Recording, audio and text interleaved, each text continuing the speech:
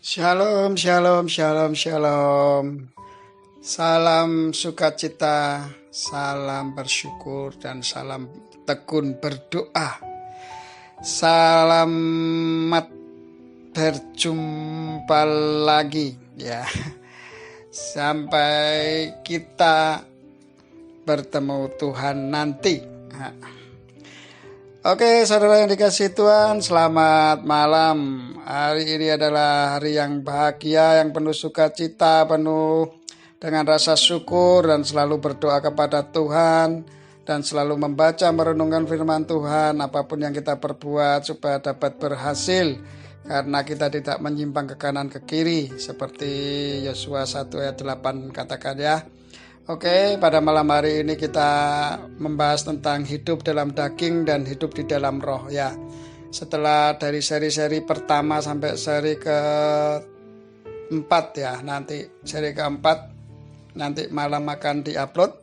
Ini yang seri kelima, seri kelima yaitu tentang setelah Tuhan ajarkan untuk mencintai Tuhan, kenapa kita harus mencintai Tuhan, kenapa kita harus menjadi pelaku firman, dan kenapa kita harus mempersembahkan tubuh kita kepada Tuhan.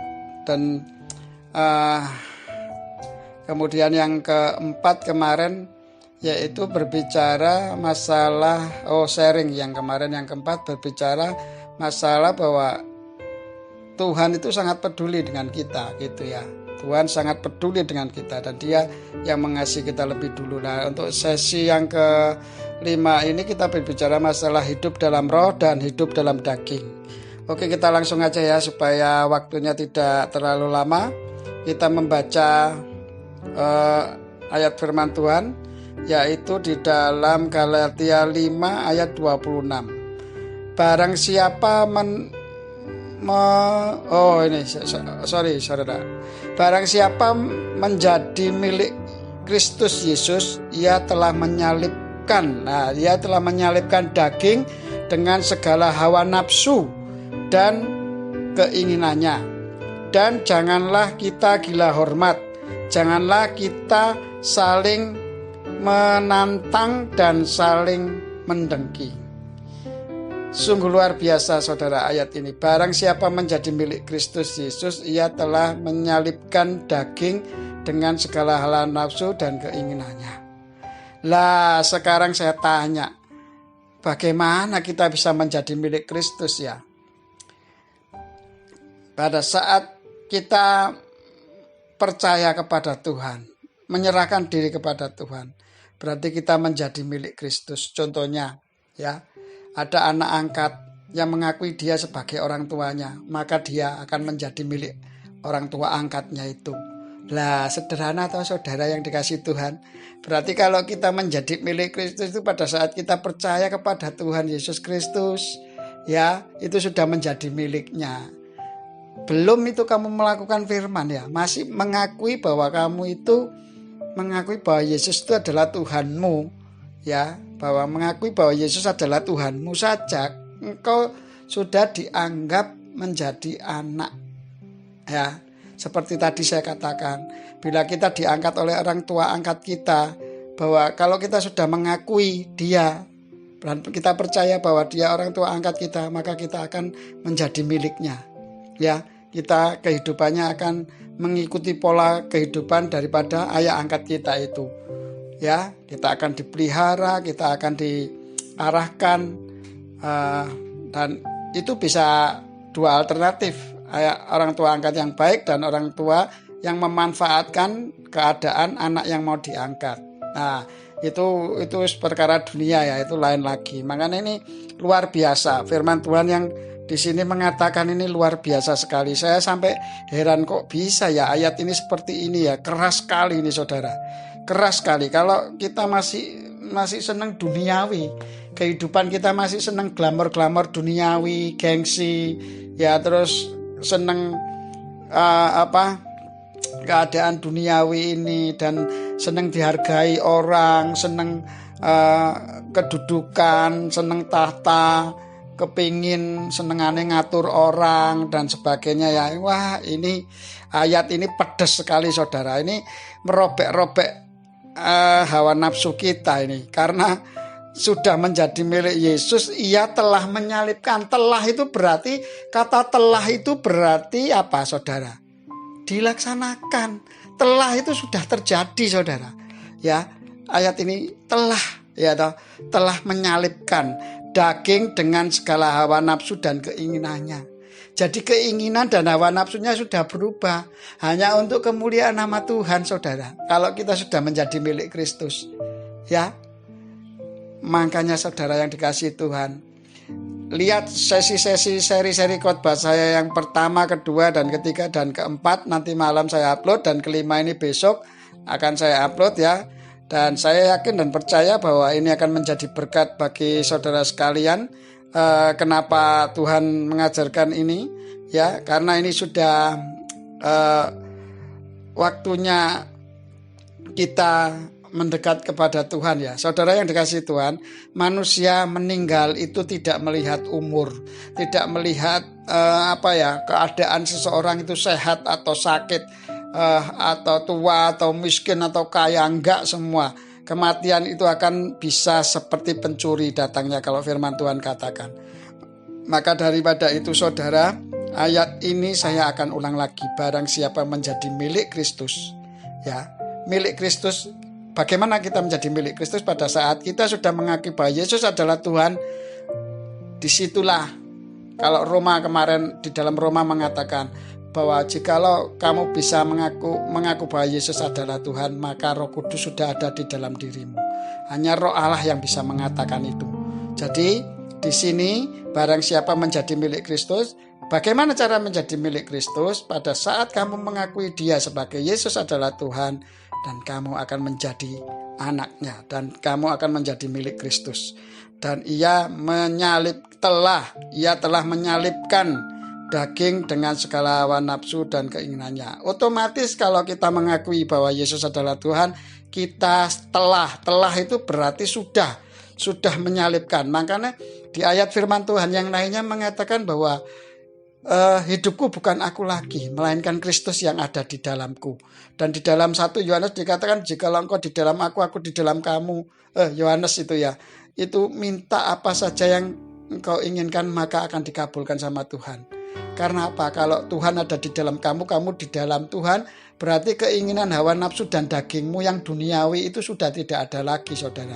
Keinginanmu itu hanya untuk memuliakan nama Tuhan, berdoa bagi orang-orang yang belum mengenal Tuhan, mengasihi orang-orang yang belum mengenal kasih Allah, dan engkau akan memberitakan kasih-Nya supaya mereka kembali kepada Allah dan berjalan di dalam jalan-jalannya Allah, dan supaya mereka kembali menuju kerajaan surga yang sudah disediakan Allah di dalam kehidupannya, supaya menjadi pelaku-pelaku firman, supaya bisa hidup mereka, ya, bisa berkenan dan kudus di hadapan Tuhan. Ya, saudara yang kasih Tuhan, ini luar biasa ayatnya ini, ya. Ingat, saudara, ia telah menyalibkan. Jadi kalau saudara sudah bisa mengakui Yesus adalah Tuhan dan tidak menyalibkan daging dan segala hawa nafsu, ya, dan keinginannya. Nah, ini yang saya jadi tanda tanya. Betulkah Anda menjadi milik Kristus? Betulkah Anda menjadi bagian dalam kerajaan Allah? Kalau Tuhan katakan, jikalau engkau tidak di dalam aku, engkau di luar aku, maka seperti Adam dan Hawa itu loh, itu saklek, pasti saklek langsung. Kau makan buah mati, tetapi engkau ikut aku hidup. Nah, di situ, ya, makanya kita semua, maksud saya, kalau mau sudah mengakui bahwa Yesus adalah Tuhan dan kita menjadi milik Kristus, seharusnya kita telah menyalibkan perbuatan daging dan hawa nafsu kita. Ya, ini ayat firman Tuhan yang mengatakan, bukan saya. Saya hanya menyampaikan apa yang sudah ditulis Tuhan, saya omongkan aja. Jadi yang hebat sebetulnya ya firman Tuhannya ini, ya, bukan saya yang menyampaikan, ya. Ingat, saudara, fokus kita semua bukan kepada hamba Tuhannya, tetapi kepada Tuhannya, kepada Tuhan yang membuat orang itu menjadi bijaksana, orang itu menjadi berkenan di hadapan Tuhan, rendah hati, dan memuliakan nama Tuhan. Dan dikatakan selanjutnya, setelah kita menghilangkan hawa nafsu dan keinginan dagingnya itu, dan janganlah kita gila hormat. Loh, gak boleh gila hormat. Kalau sampean itu dalam hidup sampean itu masih gila hormat ya, kepingin diajeni istilahnya. Di sini kata Tuhan berarti kita bukan milik Kristus. Ya, janganlah kita saling menantang. Loh, ndak boleh loh. Apa kowe wani ambek aku apa ora? Ndak boleh. Kowe sapa kowe? Saya ini lebih kamu ndak tahu aku toh. Gitu. Ya itu ndak boleh saudara. Dan saling mendengki. Oh, ini lebih lagi saudara. Ya, jadi mendengki aja nggak boleh. Ini Mahadu ayatnya luar biasa. Jadi saya pada malam hari ini ya udah koreksi masing-masing lah ya. Koreksi masing-masing dalam diri kalian. Benarkah kalian saat ini yang bisa mengaku bahwa Yesus Tuhan dalam mulutmu, perbuatanmu sudah benar-benar menyalipkan kedagingan atau hawa nafsumu sudah kamu salibkan enggak ya? Enggak boleh gila hormat, enggak boleh apa-apa pengen dipuji. Wah ya kowe ayu, wah kowe ganteng, wah kowe sugih ya. Apik ngene-ngene itu gila hormat saudara. Wis enggak perlu gitu-gitu itu. Itu duniawi semua. Makanya kalau kita sudah di dalam Tuhan itu nanti beda lah. Hati sampean-sampean itu pasti beda ya. Saya sekarang buat dilokno orang apa terserah nggak apa-apa. Yang penting saya mati dihakimi Tuhan, saya berkenan sama Tuhan. Sudah itu aja titik. Perbuatannya buat di sio-sio sama orang dunia nggak penting, nggak apa-apa. Yang penting pokoknya kita jangan nyonyo mereka. Yang penting kita selalu bermanfaat bagi mereka. Kalau mereka nggak mau, ya nggak apa-apa. Wes kita doakan aja. Ya, padahal manusia itu begini. Kalau dinasehati oleh seseorang yang tidak punya apa-apa atau nggak punya atau anak kecil atau apa, kadang-kadang kita meremehkan ya, nggak apa-apa. Kata Tuhan, ya udah nggak usah ditegur gitu itu nanti urusan saya. Yang penting kamu berdoa. Lah ternyata Tuhan mengajari saya dalam kehidupan saya, kalau kamu ingin ya orang itu berubah, gampang syaratnya, kamu berdoa aja. Berdoa minta tolong sama aku, nanti aku yang meroses kehidupannya. Kenapa begitu saudara? Lah ini fungsi doa saudara. Saya bongkar sekarang ya. Fungsi doa itu sebetulnya. Kalau kita merasa mampu ya itu ngandani terus. Kowe kudu gini, kamu harus begini kan begitu. Wah gak bener ngene itu cara manusia. Itu cara manusia itu ya. Menurut saya kadang ya orang malah jengkel. Kowe sapa sih emange kowe ngandani aku? Ngandani tentang kekayaan, golek duit cek gampang, iso teori tok, tapi kon dhewe gak sugih. Banyak yang seperti itu saudara ya. Banyak. Karena apa? Itu memang karunianya dia cuma di situ, talentanya hanya bisa menasehati. Saya tanya ya sekarang ya, pelatih olahraga itu ya. Pelatih olahraga semuanya ya. Sekarang kan banyak sudah tua-tua itu. Dulu memang pemain sepak bola. Tetapi pada saat dia melatih, apakah dia pemain sepak bola? Enggak. Dia cuma mengarahkan pemain muda-muda itu. Kowe ngene lho, kowe ngene tok. Ngomong tok, dhek suruh badminton wis gak iso. Iso tidak sebagus anak muda yang dilatih itu. Bahkan yang dilatih bisa juara dunia, dia nggak bisa jadi pelatih juara dunia, nggak bisa gitu loh. Ini loh saudara, makanya ayo sadar. Kalau ada orang yang mengingatkan itu, ya kita terima, kita doakan. Oh ini benar dari Tuhan. Ya sudah kita terima gitu. Kadang-kadang kita merasa lebih hebat. Makanya di situ dikatakan tadi ayat firman Tuhannya, wih ngeri banget ya. Kalau kamu sudah menjadi milik Kristus, kamu menghilangkan hawa nafsu dan kedaginganmu, ya toh, nggak boleh gila hormat, nggak boleh dengki, nggak boleh menantang, suka menantang. Sopo kowe, ayo kene lah itu kayak hal-hal yang gitu. Aku luwes sugih kok kowe. Kowe sapa kowe? Tak bayar beres kowe. Nah, gitu-gitu semuanya nggak penting saudara. Itu di dalam Tuhan itu semuanya sudah nggak penting. Nanti kalau di dalam Tuhan itu seperti Tuhan Yesus saudara. Tuhan Yesus itu nggak merasa sombong, nggak pernah merasa, karena dia milik Bapa. Karena dia milik Bapa, makanya dia ajarannya Bapa itu kasih saudara. Nggak punya kesombongan, punya kerendahan hati, nggak pernah nantang. Padahal Tuhan Yesus itu sebetulnya hebat banget loh ya. Oh, malah setane wedi dhewe kok lari masuk ke babi kok. Siapa kon anak Allah? Enggak nantang Tuhan Yesus. Kon babi setan ngaliyo kon. Sopo kon? Nah, nggak begitu saudara. Diem aja sih, dia sudah ada karismanya Tuhan Yesus itu. Makanya anak-anak yang dikasih Tuhan, orang-orang yang percaya Tuhan Yesus tuh sebetulnya itu harusnya seperti Tuhan Yesus itu. Karena Tuhan Yesus berkata, akulah teladanmu. Nggak sombong, gak nantangan, nggak iri dengki, dan terus ada belas kasihan yang keluar dalam hatinya, terpancar kehidupan Tuhan Yesus, terus mengalir, sehingga orang dunia itu mengatakan, wah luar biasa, kamu semenjak ikut Tuhan hidupmu sungguh memberkati orang lain gitu ya, yang dulunya nakal, suka judi, main perempuan, suka mabuk, bahkan suka bohongin orang, mungkin mencuri juga, mungkin utang ya yang belum selesai, itu belum bisa dibayar dan sebagainya. Itu semua nanti akan Tuhan proses dalam hidupnya. Akhirnya dia akan menjadi lebih baik dan semakin mencintai Tuhan dan betul-betul mengasihi sesama, dan dia tidak membedakan agama apapun. Semua orang yang ada di dunia ini menjadi sahabatnya dia, dan dia doakan semuanya.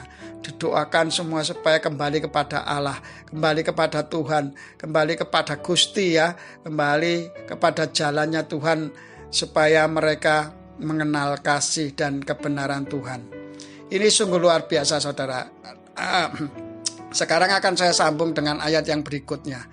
Yang dimaksud perbuatan daging itu apa ya? Yang dimaksud perbuatan daging itu apa? Nanti dicari sendiri ya. Kalau nggak salah itu pokoknya tentang apa yang gini-gini itu, yaitu paling di Galatia lah ya. Perbuatan daging telah nyata, yaitu ini pertama, perbuatan daging yang sudah disalibkan, yang telah disalibkan kalau kita sudah mengaku bahwa Yesus adalah Tuhan. Nah ini ya, yaitu makanya kalau kita sudah percaya Yesus Tuhan tapi belum tersalibkan kedagingan kita dan hawa nafsu kita ini, itu perlu ditanyakan. Sebetulnya Tuhanmu itu Tuhan Yesus apa Tuhanmu itu setan? Ya, kalau enggak percaya sama Tuhan Yesus katakan bahwa engkau telah mati dan bapamu adalah bapa pendusta. Ya, bapa pendusta itu selamanya adalah setan. Ya, dan siapa yang dibohongi oleh Adam dan Hawa? Ya, siapa yang membohongi? Membohongi Adam dan Hawa. Ya, si setan, bapak pendusta gitu loh. Makanya kita jadi pendusta ya berarti siapalah bapak kita, itu kita tahu sendiri. Nah ini ya, yang barang siapa milik Kristus, dia telah menyalibkan. Berarti telah itu mengatakan telah itu sudah menyalibkan, sudah disalib, sudah dipateni lah istilahnya gitu ya. Itu yaitu pertama kali, yaitu perbuatan daging yang telah nyata, yaitu percabulan, kecemaran, hawa nafsu, penyembahan berhala, sihir, perseteruan, perselisihan, iri hati, terus amarah, kepentingan diri sendiri, pencenderaan, roh pemecah belah, terus kedengkian, kemabukan, pesta pora, dan sebagainya. Terhadap semuanya itu kuperingatkan seperti yang telah kubuat dahulu. Barang siapa melakukan hal-hal yang demikian tidak akan mendapat bagian dalam kerajaan Allah. Wes ya saudara, baca lagi nanti di Galatia itu kalau nggak salah, ingat saya di Galatia pokoknya ayat itu. Sekitar Galatia sebelum kasih itu sukacita, damai sejahtera, kesabaran, itu kayaknya antara mungkin 19 sampai 21 kalau saya nggak salah ya. Nanti yang 22 itu tentang kasih itu buah roh itu ya. Makanya ini saudara nanti dibaca lagi ya. Jadi perbuatan daging itu telah nyata. Jadi sebetulnya perbuatan ini kalau kita sudah bisa mengaku bahwa Yesus adalah Tuhan melalui mulut kita. Sebab dari hati dari mulut keluar itu bersumber dari hati ya, terpancar kehidupan kita. Lah itu berarti kita telah menyalibkan seperti itu tadi, percabulan, kecemaran, hawa nafsu, penyembahan berhala, sihir, perseteruan, perselisihan ya, iri hati, amarah, kepentingan diri sendiri ya toh. Bahasanya kalau mentinggi diri sendiri toh, orang lain susah ya mbok biarin. Sekarang di dunia aja lawak-lawak itu loh. orang lain dibuat leceh-lecehan ya, dilecehkan gitu, mereka bangga kok, seneng kok, malah diketawain kok. Tapi itu lucu kalau menurut dunia. Lah itulah, padahal itu ya sebenarnya menurut saya ya nggak baik lah seperti itu ya. Mending lucu ya, lucu biasa aja, jangan sampai menyakiti orang lain ya. Mungkin diketawain di situ dia diam aja, tapi hatinya sebetulnya sakit ya. Oke, makanya itu ya. Terus akan saya sambung lagi dengan ayat yang ini ya. Ini juga mungkin di Galatia kalau nggak salah. Ya, ini hiduplah oleh roh, ya toh. Hiduplah oleh roh, maka kamu tidak akan menuruti keinginan daging. Sebab keinginan daging berlawanan dengan keinginan roh, dan keinginan roh berlawan dengan keinginan daging. Karena keduanya bertentangan, sehingga kamu setiap kali tidak melakukan apa yang kamu kehendaki. Oke, terus nanti ada ayat juga yang mengatakan bahwa roh itu penurut tetapi daging lemah, ya. Makanya Tuhan katakan gini, kenapa sih kita harus hidup di dalam roh? Supaya, kenapa kita harus hidup di dalam roh? Karena Allah itu roh adanya. Jikalau engkau tidak sealiran, jadi kalau aliran listrik itu positif negatif itu beda, nggak ketemu saudara. Ya, kita harus hidup di dalam roh. Hidup di dalam roh itu seperti apa? Ya itu tadi, yaitu menyalipkan kedagingan dan hawa nafsu, itu hidup di dalam roh gitu ya. Jadi harus ingat itu. Dan kalau kita tetap berjalan di dalam kedagingan dan hawa nafsu kita tidak dapat kerajaan Allah. Ya, ingat itu saudara. Makanya kejaran dunia, mati kamu. Ya, hidupmu mati percuma kan. Ketoke ndek sugih, ndek dunia sugih ngene tapi hidupmu bukan untuk kemuliaan nama Tuhan, itu percuma ya. Kalian akan mati karena semua yang disebutkan tadi di dalam Galatia tadi itu semua membuat kita akan mati, ya. Dan inilah kasih itu, yaitu bahwa kita harus hidup menurut perintahnya. Dan inilah perintah itu, yaitu bahwa kamu harus hidup di dalam kasih sebagaimana telah kamu dengar mulanya. Loh, kan gampang toh. Allah itu kasih, Allah itu firman. Berarti Allah itu sama dengan firman, firman itu kasih juga. Firman itu juga kudus. Firman itu telah menjadi manusia, ada di Yohanes 1 ayat 14. Terus kemudian kalau kita mau berkenan dan hidup berkenan ya harus menjadi pelaku firman. Hendaklah kasih itu jangan pura-pura, jauhilah yang jahat dan lakukanlah yang baik. Ya sudah ya, jelas ya saudara. Kalau kita tadi itu sudah dijelaskan ya. Dijelaskan semua bahwa hidup milik Kristus. Kita sudah milik Kristus, itu berarti kita hidup di dalam roh. Karena kalau kamu bisa mengaku bahwa Yesus Tuhan, itu berarti Roh Kudus sudah ada di dalam dirimu. Makanya Tuhan kepingin kamu penuh dengan roh Allah, supaya keinginan Allah itu bisa terwujud dalam setiap kehidupanmu. Dan kamu akan menjadi berkat. Makanya saya juga peringatkan ini hamba-hamba Tuhan, baik pelayan-pelayan Tuhan ya. Jangan tinggi hati, jangan sok sombong ya. Jangan ingin apa istilahnya menunjukkan bahwa ini loh saya, ini loh saya. Oh, biarin orang menghina kita, ngecek kita, nggak masalah. Itu urusannya itu masalah rohani saudara. Ya, itu kalau kita lawan jasmani percuma, karena kita hidupnya nanti dalam jasmani, hawa nafsu. Ya, nggak ketemu saudara. Kita harus hidup di dalam roh. Kata Tuhan apa? Ayo berdoa. Mereka semua manusia itu adalah ciptaanku, kata Tuhan. Makanya sing iso ndandani aku, sing iso ndandani ciptaan itu ya cuma aku. Tuhan Allah mereka yang iso melembutkan hati yang keras menjadi lembut, supaya mereka bertobat itu semua karena Tuhan. Nah, tetapi Tuhan bilang apa? Berdoa. Oh, saya lo sudah dikasih Tuhan. Bang, caranya ora sangel-angel, banyak berdoa. Banyak berdoa. Aku kok sing berbuat. Allah turut bekerja untuk mendatangkan kebaikan. Jadi bukan kita yang bekerja, tetapi Allah yang bekerja. Ya. Untuk melakukan, ini masalahnya perubahan hati, pola pikir dan perbuatan tubuh gitu loh. Itu yang bisa ya cuma yang menciptakan manusia yang bisa dandani gitu loh. Kalau kalian menciptakan HP, Ya sing nyiptakno HP yang paling ngerti iso dandani HP itu jadi baik lagi, bener, bisa bener, itu orang yang nyiptakan gitu loh. Ya, yang kemarin di seri berapa itu sudah saya katakan seperti itu, dan Tuhan sudah memberitahu saya seperti itu. Jadi fungsi doa, makanya kalian nggak pernah berdoa ya sudah, berarti kalian itu orang-orang yang mengandalkan pakai kekuatan hawa nafsu daging, dan disitulah bapamu pendusta akan berperan di dalam kehidupanmu. Makanya ayo jangan sia-sia, mulai malam hari ini hiduplah di dalam roh, jangan di dalam daging lagi. Salibkan. Tuhan katakan barang siapa milik Kristus ia telah.